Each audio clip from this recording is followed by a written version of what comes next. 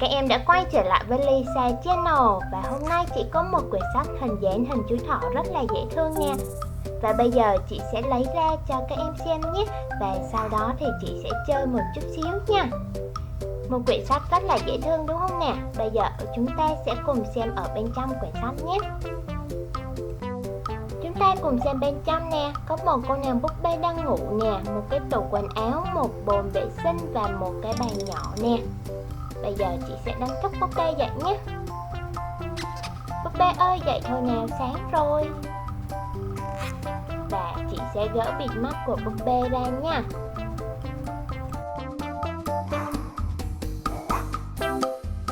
Búp bê rất là dễ thương nè. Và bây giờ thì sẽ cho búp bê mặc một bộ đồ xinh nhé. Chúng ta có hai bộ đồ đều rất là dễ thương nè. Chị sẽ chọn búp bê mặc cái đầm hoa này nhé. Và sẽ kết hợp với một cái nơ nè. Và ở bên tủ bên dưới chính là những đôi giày nè. Chúng ta có hai đôi giày. Chị sẽ chọn đôi giày màu hồng tím này nhé. Xong rồi, rất là dễ thương. Bây giờ chị sẽ cho búp bê qua bên căn phòng tiếp theo. Và bây giờ búp bê sẽ đánh răng và rửa mặt nha.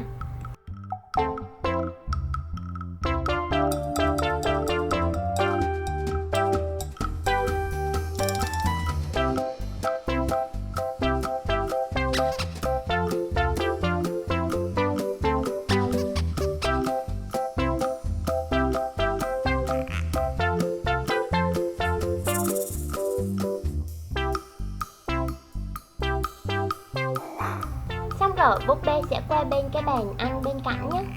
Chúng ta có món là một món trứng chiên cùng với xúc xích đi kèm. Và thêm một ly nước cam rất là ngon nè.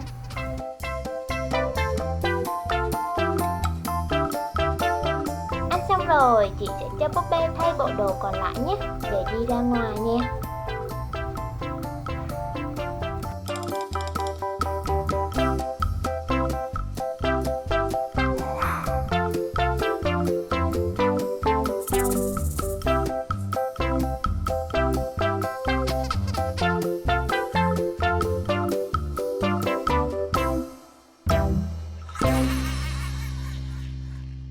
Một chiếc áo thun hình con thỏ màu cam nè, được kết hợp với một chiếc quần sọc màu xanh nè, rất là dễ thương. Và chị sẽ cho búp bê đi thêm đôi giày này nhé, với được mang một đôi tất cổ cao nè. Và đi ra ngoài trời sẽ nắng nên búp bê sẽ đội mũ vào luôn nha. Một bộ đồ trông rất là năng động đúng không các em? Hai bộ đồ của ngày hôm nay đều rất là dễ thương đúng không nè? Và bây giờ chị sẽ cho búp bê ra ngoài chơi nha. Các em thấy quyển sách này trông như thế nào nhỉ? Không biết là các em có thích không ha? Và bây giờ như mọi lần chị sẽ hướng dẫn cho các em cách làm nhé. Đầu tiên các em hãy in những cái trang này ra trước nè. Chúng ta có 3 trang tất cả thôi. Và sau đó thì các em sẽ bắt đầu sử dụng kéo để cắt tất cả ra nha. Chúng ta sẽ cắt theo đường viền đen nè.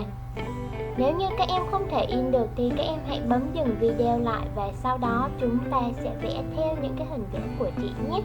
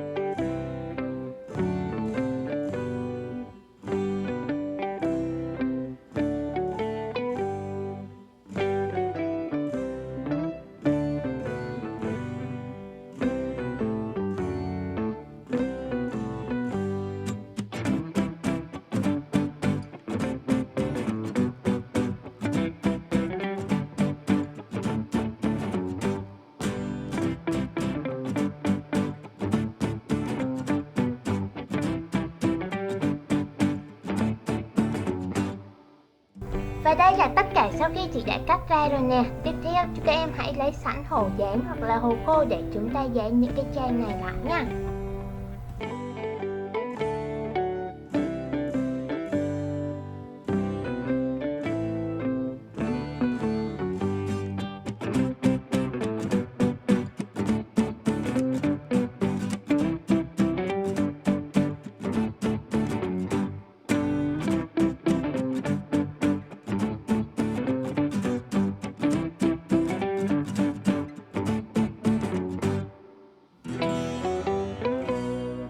Bây giờ chị sẽ bắt đầu sử dụng băng keo trong để dán những trang này lại với nhau tạo ra được quyển sách nhé.